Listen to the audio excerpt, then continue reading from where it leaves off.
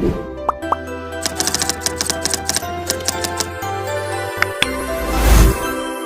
everyone, welcome back to my YouTube channel. How are you? I am fine. I hope you are also fantastic. So today I will discuss about how to start a UPSC preparation. So अगर आप 12th complete किए हैं या फिर किसी भी graduation में हैं, जो कोई भी हो, अगर BA है या BA है या फिर आपकी BSc है या फिर आप BCom कर रहे हैं, कोई दिक्कत नहीं है, ठीक है। और जो भी हो आपका, ठीक है। अगर आपने सोचा है कि UPSC की तैयारी किस प्रकार से स्टार्ट करें, क्योंकि मैंने YouTube चैनल पर पोल डाला था और उसमें आप सभी ने सबसे आंसर दिया और आंसर में 75% जो आंसर आया वो यही आया कि how to start UPSC preparation. हम लोग कैसे अपनी तैयारी स्टार्ट करें UPSC की, जिससे कहीं ना कहीं राइट वे में जाए, किस प्रकार का तरीका होनी चाहिए, क्या स्ट्रेटजी होनी चाहिए हमारी, ठीक है। स्ट्रेटजी की बात की जाए तो स्ट्रेटजी हर व्यक्ति की अलग अलग होती है। ध्यान रखना है इस बात को कि स्ट्रेटजी हर व्यक्ति की अलग अलग होती है। मेरी स्ट्रेटजी अलग है, किसी और की अलग होगी, किसी आपकी अलग होगी। आप किस प्रकार से पढ़ते हैं, क्योंकि स्ट्रेंथ और वीकनेस दोनों की अलग अलग होती है, ठीक है। मेरी स्ट्रेंथ क्या है मैं जानता हूँ, या मेरी वीकनेस क्या है वो मैं जानता हूँ, ठीक है। तो अपनी अपनी अलग होती है, इस चीज़ को आप लोग भी समझ सकते हो, ठीक है। बाकी हाँ, मैं बात करने वाला हूँ कि आप जब स्टार्ट करते हो, बिगनर्स के लिए हालांकि बता रहा हूँ मैं, जब आप स्टार्ट करते हो, स्टार्ट करने से पहले आपको क्या देखना है सबसे पहले, और किस प्रकार से स्टार्ट करनी है, और क्या क्या रिसोर्सेज आपको सबसे पहले लेने हैं, ठीक है, पढ़ने के लिए। तो अगर आपने वीडियो को लाइक नहीं किया तो वीडियो को लाइक कर देना, और चैनल को सब्सक्राइब नहीं किया है तो चैनल को सब्सक्राइब कर देना, और अपने फ्रेंड्स को ज़्यादा से ज़्यादा शेयर करना ताकि उनको भी हेल्प हो सके। तो चलिए फिर स्टार्ट करते हैं और देखते हैं कि आज क्या क्या आपको सबसे पहले पढ़ना पड़ेगा और क्या क्या आपको सबसे पहले पढ़ना है। अगर स्टार्ट करने से पहले सबसे पहले आपको देखना पड़ेगा आप क्या हैं, ठीक है। बहुत सारे स्टूडेंट ऐसे हैं जो कि 9th में है, कोई 10th में है, कोई 11th में है, 12th में, ठीक है। वो लोग बोल रहे हैं कि मैं 11th में हूँ, अभी 9th में हूँ, मैं UPSC की तैयारी कैसे करूँ। ये हाल है भाई। अभी आप 12th पे फोकस करो, 10th करो, जो भी 10th में हो या 9th में हो, किसी भी क्लास में हो उस पर फोकस करो। जब तक आपकी 12th ना हो जाए तब तक UPSC की तरफ कभी झांको मत। और जो लोग आपसे कहते हैं ना कि छोटे से तैयारी करनी पड़ती है, बच्चा होता है तब से UPSC की तैयारी करता है, ऐसा कुछ नहीं है। उनसे पूछ लेना जा करके आपने कौन सी की थी, या किसने, ऐसा कौन है जिसने छोटे से तैयारी की है, कोई नहीं करता ऐसे, ठीक है। तो 12th करने के बाद में इसके बारे में सोचना, इससे पहले कुछ मत सोचो। उससे पहले आप स्कूलिंग करो, अच्छे से स्कूलिंग करो और उसमें अच्छे मार्क्स लेके आओ, अच्छी परसेंटेज बनाओ अपने बोर्ड एग्जाम में, ठीक है। उसके बाद में ये सोचो, ठीक है। तो आपकी 12th कंप्लीट होनी चाहिए, ठीक है, कंप्लीट 12th, ठीक है। और उसके बाद then think about the UPSC, ठीक है। उसके बाद में आप UPSC के बारे में सोचना, ऐसे नहीं कि UPSC के बारे में पहले सोचें। हाँ ठीक है, पहले सोच लो भाई, सिलेबस देख लो कुछ ऐसा, UPSC के बारे में क्या है, बस थोड़ा बहुत जानकारी ले लो। बाकी UPSC के बारे में ये नहीं कि NCERT तभी से पढ़ने लग जाओ, ये भाई सोच लो उसी टाइम पर कि आप अगर 12th में हो तो 12th की तैयारी सही प्रकार से करो, ठीक है। 12th की तैयारी जब सही प्रकार से करोगे तो उसके बाद जब आप UPSC की तैयारी करने आओगे तो ऑटोमेटिक आपका जो स्ट्रेंथ होगी वो बहुत अच्छी होगी और आपके पास कोई वीकनेस नहीं होगी, आपके सिलेबस में कोई दिक्कत नहीं आएगी। उसके बाद में आपकी ऑप्शनल की कोई दिक्कत नहीं होगी, क्योंकि आपको उस टाइम पर पता चल चुका होगा कि आपका ऑप्शनल क्या है और आपको ऑप्शनल क्या रखना है। मैं हालांकि अपनी खुद की बात बताता हूं कि जब मैं 12th में था और उससे पहले मैंने जब सोच लिया था तो मुझे पता था कि मेरा ऑप्शनल क्या रहेगा, क्योंकि मुझे पता चल गया कि मेरा वीकनेस क्या है, किस चीज़ में स्ट्रेंथ है मेरी, किस सब्जेक्ट में मेरा जो है, कौन सा सब्जेक्ट मेरा फेवरेट है, ठीक है। तो उस वजह से मुझे पता चल गया और उसके बाद फिर मैंने अपना ऑप्शनल सब्जेक्ट PSIR रखा, ठीक है। तो यही आपको करना है कि 12th में और 10th में जिस भी क्लास में हैं आप उस पर सबसे ज़्यादा फोकस करें, देन आफ्टर 12th UPSC, ठीक है। इसके बाद में बात करें हम तो सीधा ऑल सिलेबस ऑफ UPSC, ठीक है। UPSC का जब 12th कर लें या फिर आप ग्रेजुएशन कर रहे हैं, कुछ भी कर रहे हैं, जब अब जो है स्टार्ट करेंगे आप UPSC की तैयारी, ठीक है। अब आप स्कूलिंग में नहीं है, अब आप UPSC की तैयारी कर रहे हैं, चाहे आप ग्रेजुएशन के साथ करें या ग्रेजुएशन के बाद करें, ठीक है। तो जब स्टार्ट करेंगे, क्योंकि स्टार्ट करने से पहले हमको कोई पता ही नहीं होता है कुछ इसके बारे में कि क्या करना है क्या नहीं करना है, क्योंकि मैंने भी कुछ 3-4 महीने ऐसे बिगाड़ दिए थे तैयारी करने से पहले, क्योंकि कोई गाइडेंस नहीं, कोई कुछ नहीं, क्योंकि डायरेक्ट जाकर के हम कोचिंग में तो जा नहीं सकते या वो लोग हमें गाइडेंस देने आ नहीं सकते हैं, ठीक है। तो खुद ही देखना पड़ता है और अपने जो बड़े होते हैं तो उन लोगों से सीखना पड़ता है। जैसे कि मैंने अगर 1 साल की है तैयारी तो कहीं ना कहीं मैं बता रहा हूँ, तो ऐसे ही हम लोगों को सीखना पड़ता है, ना कि डायरेक्ट जाकर के हम कोचिंग से सीख सकते हैं, ठीक है। तो यही सबसे पहले करना होगा कि हम लोग जो है सबसे पहले सिलेबस को देखेंगे, ठीक है, कि किस प्रकार का सिलेबस है, UPSC क्या मांगती है, क्या पूछती है UPSC, ठीक है, आपसे क्या मांगती है UPSC में किस प्रकार का सिलेबस आता है। हालांकि मैं कुछ समय बाद UPSC के सिलेबस की पूरी डिटेल आपके एनालिसिस करूंगा, ठीक है, और उसको आपको सभी के समक्ष लेकर के आऊंगा, उसको सही से देखना, ठीक है। तो सिलेबस की भी वीडियो आपको मिल जाएंगी। तो बता रहा हूँ कि सबसे पहले आपको सिलेबस पर फोकस करनी है। सिलेबस में क्या क्या है, कितने प्रकार के कितने एग्जाम होते हैं, कितने इसमें पेपर होंगे, कौन कौन से पेपर होंगे, कितने मार्क्स का होता है, कितना टाइम लगता है, इंटरव्यू कितने फेज के बाद आता है, ये सब कुछ आपको जानना है। और इसमें कौन कौन से सब्जेक्ट हैं और सब्जेक्ट में भी कौन कौन से टॉपिक आते हैं, वो सारा कुछ। सिलेबस की बात की जाए तो मेरे पास, मैं इसमें सिलेबस की लिंक भी डाल दूंगा, ठीक है। तो लिंक आपको डिस्क्रिप्शन में मिल जाएगी, वहाँ से आप सिलेबस डाउनलोड कर लें, ठीक है। इंग्लिश मीडियम और हिंदी मीडियम दोनों का लिंक में डाल दूंगा, तो वहाँ से आप डाउनलोड कर सकते हैं, ठीक है, लिंक। तो उसके बाद में सिलेबस जब आप देख लेंगे, तो सिलेबस देखने के बाद में फिर आपको देखना है कि सॉल्व, ठीक है, आपको क्या करना है, solve the previous year question paper of UPSC, ठीक है। अब यूपीएससी में दोनों प्रकार के आपको प्रीवियस ईयर क्वेश्चन पेपर देख रहे हैं। अब प्रीवियस ईयर क्वेश्चन पेपर कहाँ से लेके आओगे, इसकी भी बड़ी दिक्कत है, ठीक है। मेंस और प्रीलिम्स दोनों के देखने हैं, और इनकी मेंस की और प्रीलिम्स की दोनों की जो प्रीवियस ईयर क्वेश्चन पेपर की जो बुक है, वो दोनों आपको डिस्क्रिप्शन में उनकी लिंक मिल जाएगी, वहाँ से आप परचेज कर सकते हो इजीली। आपको अच्छे मार्क्स अच्छे उसमें मिल जाएगी, ठीक है। प्रॉफिट अच्छा होगा आपका, आप अगर वहाँ से खरीदते हो तो, ठीक है। तो लिंक से आप वहाँ से ले सकते हो, तो आपको प्रीवियस ईयर क्वेश्चन पेपर की कोई ज़्यादा दिक्कत नहीं होगी, वहाँ से आप बुक ले सकते हो।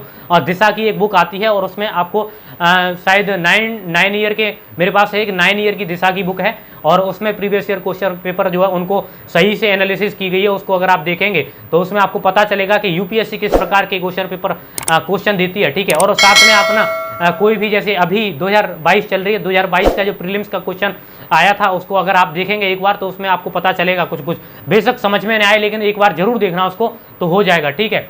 तो आप क्वेश्चन पेपर देखेंगे, ये भी आपका हो जाता है, ठीक है। दोनों जब हो जाते हैं, इसके बाद में आपकी बात आती है ऑप्शनल की, क्योंकि ऑप्शनल एक ऐसी चीज़ है जो ही आपकी रैंक बनवाता है, और ऑप्शनल ही एक ऐसी चीज़ है जो आपको अच्छे रैंक दिलवा करके और अच्छी पोजीशन पर ले जाता है, ठीक है। ऑप्शनल में अगर आपके अच्छे मार्क्स आते हैं, तो उसके बाद में आप कुछ भी कर सकते हो, ठीक है। ये आपको पता होना चाहिए, ठीक है। तो optional is very very important for UPSC और for a UPSC aspirants, okay. So आप सभी को पता होना चाहिए कि आपका ऑप्शनल क्या है, आपका फेवरेट सब्जेक्ट क्या है। ऐसे नहीं फ्लो में कुछ भी ले लिया, यानी कि मैंने पीएसआईआर लिया है, किसी ने और सोचा भाई पीएसआईआर मैं भी ले लेता हूं जैसे भैया ने लिया है, ऐसा कुछ नहीं करना है, ठीक है। दूसरे को देख करके नहीं लेना है, अपनी स्ट्रेंथ और वीकनेस देखनी है। उसके बाद आपको सोचना है कि आपका प्रीलिम जो आपका मेंस में ऑप्शनल रहेगा, वो ऑप्शनल क्या होगा, ठीक है। ऑप्शनल के 2 पेपर होते हैं, पेपर फर्स्ट और पेपर सेकंड, ठीक है। तो ऑप्शनल कौन क्या रहेगा आपका, वो आपको देखना है, ठीक है। ऑप्शनल जब आप जान लोगे, और उसको सही से एनालिसिस करना, ऐसे नहीं कि कोई भी ले लिया, क्योंकि ऑप्शनल देखने से पहले आपको ये देखना पड़ेगा कि मेंस में कहाँ कहाँ पर उसकी आपके पास जो है हेल्प हो जाएगी, मेंस में आप कहाँ कहाँ हेल्प इसको उसकी मिल सकती है आपकी, ठीक है। जैसे कि मैंने अगर पीएसआईआर लिया है, तो पीएसआईआर मेरा जीएस2 में हेल्प होगी, ठीक है। जीएस3 में हालांकि हेल्प हो जाएगी, ठीक है। इसके बाद ऑप्शनल तो मेरा है ही है, कहीं ना कहीं मेरी मानो 60% मेरी हेल्प जो है पीएसआईआर करेगा पूरे मेंस के जीएस के पेपर में, ठीक है। जीएस 1, 2, 3, 4 में, ठीक है। 4 में हालांकि नहीं ज़्यादा करेगा, लेकिन गवर्नेंस का पेपर तब भी आ जाता है, ठीक है। तो इतना है। तो ऑप्शनल बड़े ध्यान से चुनना है, क्योंकि ऑप्शनल एक ऐसी चीज़ है जो आपको अंत तक लेके जाती है और आपको सिलेक्शन दिलवाती है, ठीक है। इसके बाद में अब बात करें, जब आपने ऑप्शनल चूज कर ही लिया है, तो इसके बाद में अब आना है आपको एनसीईआरटी पर। अब आपको एनसीईआरटी खरीदनी है 6 to 12, ठीक है। 6 क्लास से लेकर के 12th क्लास तक आपको एनसीईआरटी खरीदनी है। एनसीईआरटी में ये नहीं कि आपको मैथ भी खरीद लेना, आप 10th तक तो मैथ और साइंस ले सकते हैं, लेकिन आगे भी ले सकते हैं, कोई दिक्कत नहीं। लेकिन सबसे पहले इसको छोड़ करके, मैथ और साइंस को छोड़ करके एसएसटी की, ठीक है, हिस्ट्री, ज्योग्राफी और पॉलिटी 12th तक, ठीक है, 6 to 12। इसके बाद में इकोनॉमिक 9 to 12, ठीक है। इकोनॉमिक 9 से स्टार्ट होती है, और उसको ले लेना और इसको फिर पढ़ना स्टार्ट करना। सबसे पहले हिस्ट्री पढ़ना और पॉलिटी पढ़ना, 2 सब्जेक्ट एक बार में उठाना, या फिर ज्योग्राफी पॉलिटी उठाना, मतलब 2 सब्जेक्ट एक बार में लेना, और दोनों सब्जेक्टों को 6 से लेकर के 12th तक कंप्लीट करना, और बाकी फिर एक सब्जेक्ट बचेगा पीछे, उसको फिर दोबारा से कवर करके लाना, ठीक है। इस प्रकार से करना, तब आपकी तैयारी सही से होगी। अन्यथा अगर आप दोनों सब्जेक्ट, तीनों सब्जेक्ट लेके चलोगे एक साथ में, तो हालांकि आप फिर बट जाओगे 3 जगह, फिर ऐसे नहीं कर सकते हो। डेली फिर करंट अफेयर न्यूज़पेपर भी करना पड़ेगा। ऐसी बात नहीं कि न्यूज़पेपर छोड़ के बैठ जाओ, क्योंकि जिस दिन से यूपीएससी के बारे में हम लोग सोच लेते हैं, उस दिन से हमें न्यूज़पेपर का ध्यान रखना पड़ता है। न्यूज़पेपर डेली पढ़ना पड़ता है, चाहे कुछ भी हो जाए, लेकिन करंट अफेयर और न्यूज़पेपर हमको कभी भी छोड़ना नहीं है, और उसको डेली पढ़ना है, क्योंकि डेली पढ़ेंगे तभी हमारा जो है माइंड सेटअप होगा, हमारी जो एनालिसिस होगी, तरीका होगा, पढ़ने का तरीका होगा, तभी डेवलप होता है। देश दुनिया के बारे में हम तभी जानेंगे, विश्व के बारे में तभी जानेंगे, इंडिया में क्या चल रहा है उसके बारे में तभी जानेंगे, ठीक है। तब ये सब कुछ जान पाएंगे। तो हमें करंट अफेयर न्यूज़पेपर पढ़ना पड़ेगा डेली। आप सभी को पता है कि एनसीईआरटी के बारे में मैंने जब आपको बता दी, अगर आपका एग्जाम बहुत नज़दीक है, अगर आपका एग्जाम 1-2 साल के अंदर, 1 साल के अंदर आने वाला है, अगर 1.5 साल के अंदर आने वाला है और आप यूपीएससी की तैयारी स्टार्ट कर रहे हैं, तो आपको, अगर आप सोचते हैं कि आप अगर 10th तक एनसीईआरटी ना पढ़ें, अगर 11-12 की पढ़ें, तो आप बिल्कुल पढ़ सकते हैं, कोई दिक्कत नहीं है। क्योंकि मैंने हालांकि देखा है कि मुझे एक्सपीरियंस इस चीज़ का है कि 6 से अगर आप 10th तक पढ़ते हो, उसके बाद में अगर 11-12 में आते हो, तो दोनों की अगर एनसीईआरटी पढ़ लेते हो तो उसका निचोड़ आपको मिल जाता है और दोबारा से आपकी रिवीजन हो जाती है। ठीक है, ध्यान रखना। लेकिन एनसीईआरटी की रिवीजन साथ के साथ करते रहना और इसके नोट्स साथ में बनाते रहना, जिससे कि नोट्स आपके बनते जाएंगे। कुछ ऐसे नहीं कि पूरे नोट्स ही बना के बैठ जाओ, नोट्स नहीं इतने बनाने हैं आपको, बस छोटे छोटे पॉइंट्स लिखने हैं, जिसके आपको कहीं ना कहीं दोबारा से अगर रिवीजन मारो तो आपको याद आ जाए और आप हाईलाइट कर सकते हैं। ठीक है, आप हाईलाइट कर सकते हैं, कोई दिक्कत नहीं है। ठीक है, बाकी एनसीईआरटी के बारे में अगर कैसे पढ़नी है वो आपको अगली वीडियो देखते हैं, अगर आप जैसी डिमांड होगी आपकी उस प्रकार से बना दूंगा। ठीक है, अगर आपको जरूरत है तो बताना कमेंट बॉक्स में। न्यूज़पेपर डेली पढ़ना है, करंट अफेयर ना पढ़ पाओ तो कोई दिक्कत नहीं, लेकिन डेली न्यूज़पेपर पढ़ना, डेली न्यूज़पेपर पढ़ना। अब आपको क्या कौन सा पढ़ना है न्यूज़पेपर, क्योंकि बहुत सारे डाउट रहते हैं कि कौन सा न्यूज़पेपर पढ़ें। तो मेरे लिए, मैं तो पढ़ता हूँ 2 न्यूज़पेपर पढ़ता हूँ साथ में, डेली 2 न्यूज़पेपर पढ़ता हूँ। तो पहला है द हिंदू और दूसरा है इंडियन एक्सप्रेस। ठीक है, द हिंदू और इंडियन एक्सप्रेस पर सबसे ज़्यादा फोकस करनी है। हिंदी मीडियम वालों, आपको बात करता हूँ कि अगर आप, हाँ, सबसे पहले बात दिक्कत होती है कि आप हिंदू या फिर इंडियन एक्सप्रेस जब पढ़ोगे तो वो समझ में नहीं आता है। ठीक है, इंग्लिश मीडियम के हो तब भी कुछ ना कुछ वर्ड मीनिंग की दिक्कत रहती है। सबसे पहले आपको हैबिट बनानी है अपनी, और हैबिट बनानी यूट्यूब के माध्यम से। यूट्यूब पर बहुत सारे एडिटोरियल मिल जाते हैं। ठीक है, डेली वीडियो लाई जाती हैं। अगर आप मेरे डेली ब्लॉग देखते हैं तो आपको पता होगा कि मैं कहाँ से न्यूज़पेपर कवर करता हूँ। ठीक है, तो इंडियन एक्सप्रेस और द हिंदू दोनों कवर करने हैं आपको। अच्छा, हिंदी मीडियम के अगर स्टूडेंट हैं तो दैनिक जागरण एक न्यूज़पेपर आता है। ठीक है, ईजिली मिल जाता है दैनिक जागरण। ठीक है, ये दैनिक जागरण हिंदी मीडियम के लिए कहीं ना कहीं बहुत ही very sufficient newspaper for Hindi medium students. Okay, so आप लोग दैनिक जागरण हिंदी मीडियम वाले पढ़ सकते हो। करें तो you can make a notes of NCERT. ठीक है, अगर आप एनसीईआरटी के नोट्स बनाना चाहते हैं तो नोट्स भी बना सकते हैं। ठीक है, और आप हाईलाइट करके चलें। ठीक है, कोई भी अगर आपका टॉपिक है उसको हाईलाइट करके चलें, अगर आपका कोई इंपॉर्टेंट लगता है उसको हाईलाइट करके चलें तो वो भी कर सकते हैं। ठीक है, बाकी मैंने आपको बता दिया है। और बात करें कि डेली कितना पढ़ना है, तो उतना पढ़ना है कि भाई कहीं कहीं आपका जो है डेली का टारगेट है वो कंप्लीट हो जाए। टारगेट कंप्लीट होना चाहिए। मैं कभी ये नहीं सोचता कि मुझे 8 घंटे पढ़ना है, 9 घंटे पढ़ना है। मेरा जो टारगेट होता है वो कंप्लीट करना होता है। वो टारगेट अगर कंप्लीट हो जाए तो वहीं पर छोड़ जाऊँ, वहीं पर अपनी स्टडी छोड़ देता हूँ।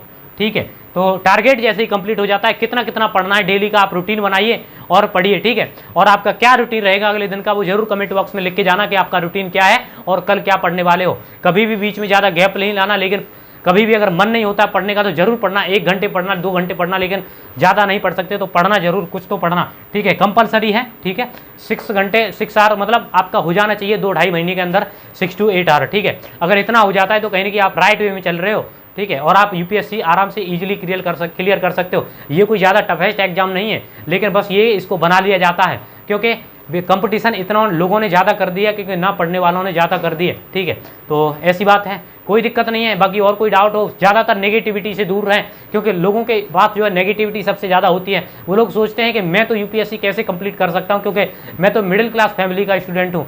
ठीक है, मैं तो मिडिल क्लास फैमिली से बिलोंग करता हूँ, मैं तो कुछ नहीं कर सकता। लेकिन हालांकि बता देता हूँ कि 80% स्टूडेंट ऐसे होते हैं जो मिडिल क्लास फैमिली से बिलोंग करते हैं इन यूपीएससी में। ठीक है, आप लोग एक बार एवरेज निकाल के देखना, पता चल जाएगा, तो फिर आपको समझ में आ गया होगा। आज की वीडियो अगर आपको पसंद आई है तो वीडियो को लाइक कर देना, और चैनल को सब्सक्राइब नहीं किया है तो चैनल को सब्सक्राइब कर देना। चलिए फिर मिलता हूँ नेक्स्ट वीडियो में, तब तक के लिए जय हिंद, जय भारत, वंदे मातरम।